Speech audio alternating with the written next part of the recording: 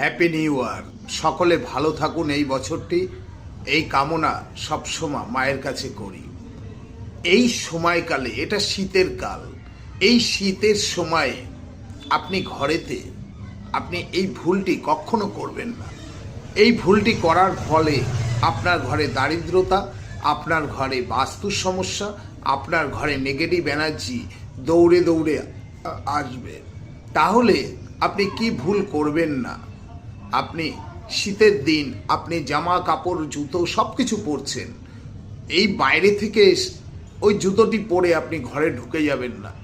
দুই, আপনি যে মোজাটি ব্যবহার করছেন সেই মোজাটি, বিশেষ করে মেয়ে মানুষরা এই কাজটি বেশি করে, আপনার ওই মোজাটি খুলে আপনার শোয়ার বিছনার তলায় রাখবেন না।